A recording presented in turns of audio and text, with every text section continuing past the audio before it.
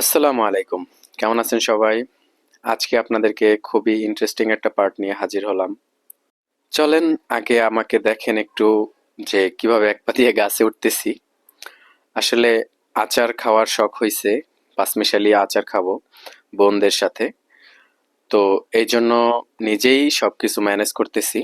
আচারের ভিতরে আমরা দিব চালতা, কামরাঙা, কাঁচকলা, সরি কাঁচকলা না, এটাকে বলে বিচি কলা। তারপর থাকবে তেঁতুল। সম্পূর্ণ আচারের প্রসেসিংটা থাকবে একবারে ভেজাল মুক্ত। আমি অবশ্য গাছে উঠতে পারি ছোটবেলা থেকেই, কিন্তু বিশেষ এক কারণে আমি গাছে উঠি না। বিশেষ কারণটা হচ্ছে আমার বড় ভাই আমাকে অনেক ভালোভাবে কথা শোনাইছে এটার জন্য। খুবই ইমোশনাল ভাবে আমাকে অ্যাটাক করছে, যার কারণে আমি এখন আর গাছে ওঠা বাদ দিয়ে দিছি। মেন্টালি আমার ভাই খুব সিক থাকে যখন আমি গাছে উঠি। কামরাঙা পাড়া শেষ করে চলে আসলাম বিচিকলা পাড়ার জন্য। বিচিকলাকে বরিশালের ভাষায় বলে আইট্টা কেলা। আমার যেই ক্যাটাগরির কলা প্রয়োজন এটা কোথাও পাইতেছিলাম না, কিন্তু খুব সহজেই পেয়ে গেলাম। আমি ভাবতে পারি নাই যে এটা আসলে এত সহজভাবেই পারতে পারবো, কারণ কলা গাছে তো ওঠা যায় না, আর বিশেষ করে বিচি কলার গাছগুলো খুবই বড় থাকে।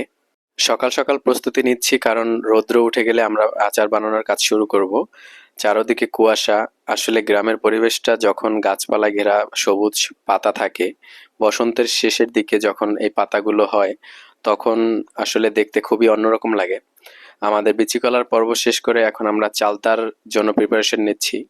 বিশেষ করে চালতা খুবই বেশি পরিমাণে পাওয়া যায় গ্রামে। আমাদের গ্রামে বিশেষ করে চালতার অভাব হয় না, কারণ গাছ ভর্তি চালতা থাকে। আমরা নিজেরা আহ, আসলে খাইও না, বিশেষ করে সচরাচর খাওয়া হয় না। সম্পূর্ণ হাইজেনিক মেনটেন করে আমরা কাজগুলো করতেছি। গ্রামের বাড়িতে যখন রোদ ওঠে 12টা 1টা বাজে, মিষ্টি রোদটা, ওই সময় যদি একটু আচার খাওয়া যায়, আসলে সময়গুলো খুব দারুণ কাটে।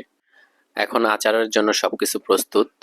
খুব শখ করে আমি আচার বানাচ্ছি। আসলে কখনো আমি এরকম বানাইনি, এ জীবনে প্রথম।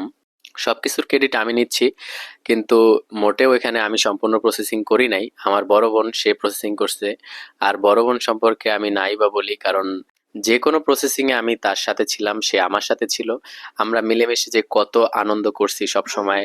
সে আমার বড় বোনের মতো ট্রিট করছে, কিন্তু মূলত আমাদের বন্ধুর মতো আচরণ হয়েছে সব সময়, কারণ সে কখনোই আমাকে বুঝতে দেয় না সে আমার বড় বোন। কিছু তো শাসন থাকবে, কিন্তু সে খুবই ভালো মানুষ। তার বিষয়ে আসলে আমার জীবনের প্রত্যেকটা ভালো মানুষের সম্পর্কে আমি যতই প্রশংসা করি ছোট হয়ে যায়। আমি তাদের বিষয়ে প্রশংসা করতে চাই না। মন থেকে ভালোবাসার সম্মান তাদের জন্য। আচার মোটামুটি তৈরি হয়ে গেছে, এখন একটু টেস্ট করার পালা। আচারটা যা হয়েছে, মাশাল্লাহ, প্রশংসার দাবিদার। এখন হচ্ছে বিলি করার পালা। সবার জন্য পাতা রেডি করে রাখছি আগে থেকেই। ফ্রিজ বা বাটিতে খাওয়ার থেকে পাতায় খাওয়ার একটু মজাই অন্যরকম। অ্যাট লাস্ট কিছু কথা, জীবনকে উপভোগ করুন, কারণ এই সময় কখনো ফিরে আসবে না। সবাই সবার জন্য দোয়া করবেন। আল্লাহ হাফেজ।